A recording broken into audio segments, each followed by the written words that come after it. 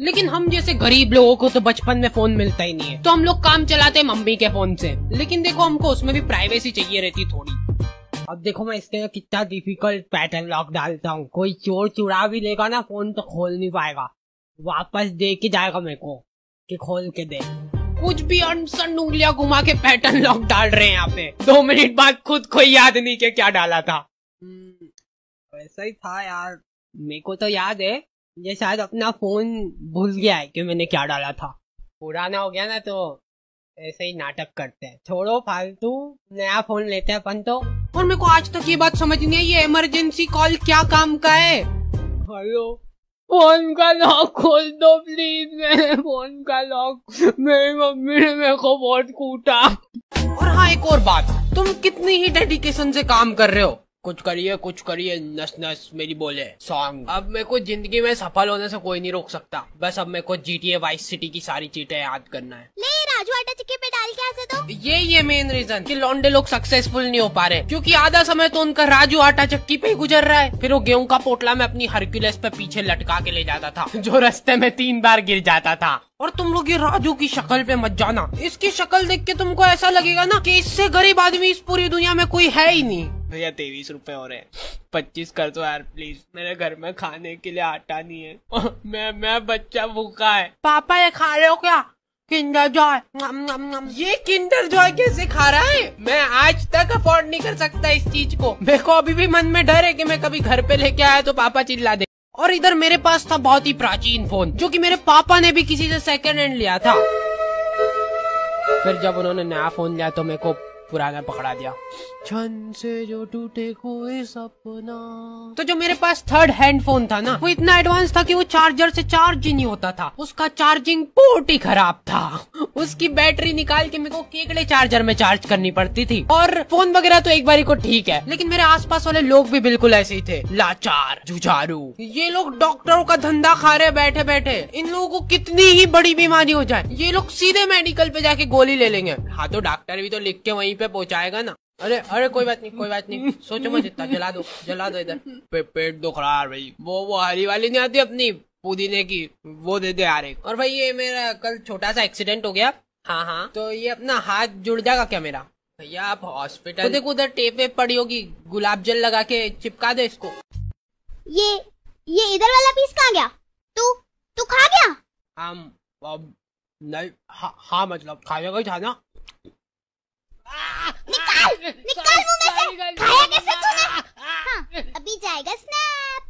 अभी चला जा, मेरा हाथ पकड़, अंगूठी के छुपा रहा है यार, चट विथ माय लव फॉरएवर। चल अब मैं खा रही हूँ, तब तक ये स्नैप सबको भेज दे। तो ये तूने मम्मी को क्यों भेज दिया है? पागल गवार ढीठ। अब और मैं नहीं रह सकती तेरे साथ, बस मेरा हो गया है। अब अपना रिश्ता यहीं पे खत्म है। अब मेरे को कभी शक्ल मत दिखा देना तेरी। तूने मेरे को बहुत हर्ट करा है। क्या? अरे पर तूने ही तो बोला था कि सबको भेज। मेरे को कुछ नहीं सुनना है।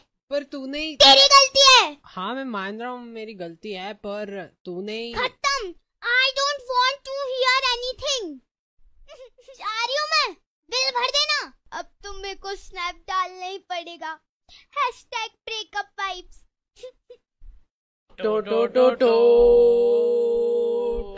हाँ हमारा अपना चाइनीज मोमोज वाला, जो कि नेपाली है, इसकी दुकान खुलने के 2 घंटे पहले से ही लोग आके टापे मार रहे हैं वहाँ पे। एकदम हीरो जैसे आएगा। इधर पुलिस वालों से क्राउड मैनेज नहीं हो रहा। पेट उधर कर, पेट उधर।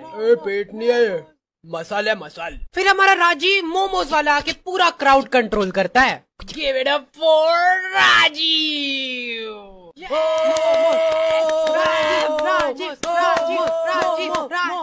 स्टीम के प्राइड। स्टीम। हाँ तो ये लो स्टीम। बात नहीं, पी टाउन बेबी, ऐसे होता है भाई। ओके भाई ओके। और भाई ये जो आपका मंगलसूत्र है, ये मतलब कुछ स्पेशल है क्या इसमें? सबसे पहली बात भाई, ये मंगलसूत्र तो नहीं है, ये अपना ताबीज है। ये रहेगा अपना 1.5 CR के आसपास का। ओह अच्छा 1.5 CR मतलब 1.5 लाख है ना? और हमने सुना कि आपने एक बार एक बच्ची को बचाया था बॉम्बे में। हाँ भाई ईट भगा रहे ले भाई तुम भी। मतलब उसका स्टोरी ये था कि मतलब उसके माई बाप बहुत ज्यादा उसको परेशान कर रहे थे, मतलब स्कूल जाने के बहुत लोड डाल रहे थे। तो अपन ने क्या है कि उसके माई बाप की वही खत्म कर दी पिक्चरीज। तो अभी खत्म है, सब खुश है वो बच्ची शायद। उसके बाप का तो मैंने एकदम से सिर ही खोल। तो दर्शकों अभी हमारे साथ है MC स्टैन जी। तो मैं पहले एक चीज बताना चाहूंगा कि मैं MC स्टैन भाई का बहुत बड़ा फैन हूँ।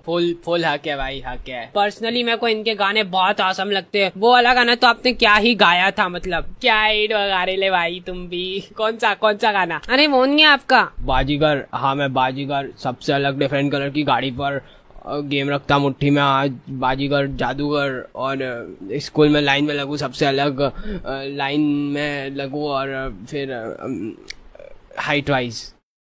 अपना गाना नहीं है ये। अच्छा ठीक है, लेकिन मैंने आग के धर्मशाला में ढूंढ लिया। मेरे को मेरी चड्डी नहीं मिल रही है। मम्मा 2 घंटे हो गए मेरे को ढूंढते मेरी चड्डी नहीं मिल रही है। ठीक से देख, वहीं पड़ी होगी। अरे यार आप देख लो, मेरे को नहीं मिल रही। ये क्या है? ये सामने तो पड़ी हुई है। ये जादू अभी वाली तो नहीं निकाल दी? नहीं। हाँ मेरी मम्मी को कुछ जादू वादू आता है, पता है। ये कोलगेट का जीव ले लेते थे। मम्मा नया कोलगेट लाना पड़ेगा, ये तो खत्म हो गया है पूरा। अभी कैसे खत्म हो गया? अभी तो ये चलेगा साल भर। और ये ले। फिर से कैसे करा आपने? तो मैं बड़ा हुआ हूँ जॉइंट फैमिली में, मतलब धर्मशाला में। तुम लोग यहाँ पे शांति से सो रहे हो, प्यारे प्यारे सपने चल रहे हैं। होठ रसीले तेरे, होठ रसीले, होठ रसीले था।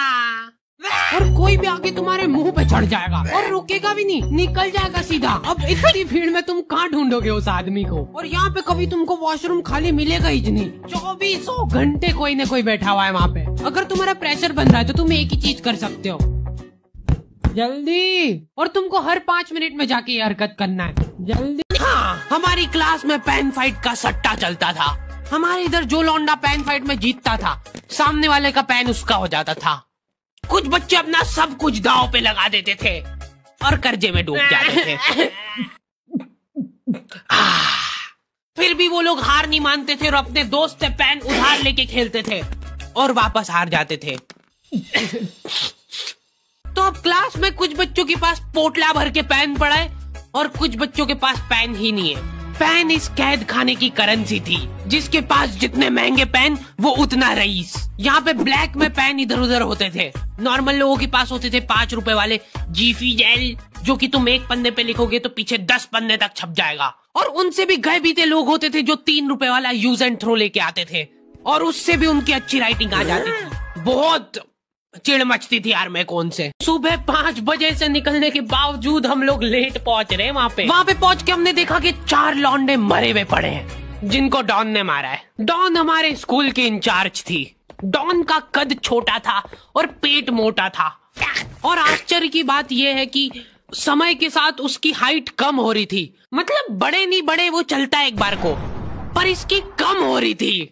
डॉन बहुत स्ट्रगल करके कार से स्कूल आती थी खड़े होके, क्योंकि बैठ जाए तो उसको सामने की सड़क नहीं दिखती थी। वो अलग बात है, खड़े होके भी पूरा नहीं दिखता था। हर रोज 2-4 कुत्ते कुचलते हुए आती थी वो। फिर मेरे को समझ आया कि रास्ते में जो कुत्ते दिखे थे वो डॉन इस कैद खाने में छत पे बैठी रहती थी स्नाइपर लेके। कोई भी कैदी कुछ गलत गतिविधि करता हुआ दिखता था तो वहीं पे, मैडम इनकी लाश का क्या करना है? अरे ये तो आपको पता ही है। घर पे जाते थे जो 2-3 घंटे मेरे को सोने के लिए मिलते थे, उसमें सोता नहीं था और मैं प्लानिंग करता था कि कैसे चमेली सिर्फ मेरे पास बैठे। चमेली सबसे आखिर में आती थी और मैं सबसे पहले सुनसान वैन में चढ़ के बस्ता अपने पास में रख के और फसर के सो जाता था। बाकी सारे बच्चे अपना बस्ता गोदी में रखते थे, क्योंकि तुम्हारे बाप की वैन नहीं है। मतलब मेरे भी नहीं थी, पर मेरे ऊपर भैया जी को तरस आ जाता था कि बेचारा 5 बजे से आया है, तो वो सोने देते थे। लेकिन मैं सोता नहीं था, मैं आंख बंद करके चमेली के घर का इंतजार करता था। तो क्योंकि चमेली आखिरी में आती थी तो वैन पूरी पैक पुक हो रखी होती थी, बच्चे बाहर उबल रहे होते थे और मैं अपना बस्ता पास में रख के एक्टिंग देखो एक्टिंग। और जैसे ही वो आती थी, हड़बड़ाना नहीं, ऐसे टाइम पे हड़बड़ाते नहीं है कि फटाफट बैग उठाया और आओ इधर बैठो जल्दी। मत करना ये हरकत, भाग जाएगी वो। ठरक नहीं झलकना चाहिए, जरा सिक भी, एकदम सटल रखना है। क्या हुआ? और कहीं जगह नहीं है क्या? तेरे मुंह में मूत दूंगा मैं। अच्छा ठीक है, इधर ही बैठ जाओ। देख रहे हो एक्टिंग, देखो तुम लौंडे की। ना जाने कौन सी नशीली खट्टी मीठी खुशबू लगा के आती थी चमेली, आज तक उसकी खुशबू है मेरी नाक में। मैं वो खुशबू का पूरा मजा ले ही रहा होता हूँ, इतने में एकदम भभका बास आती जाने का।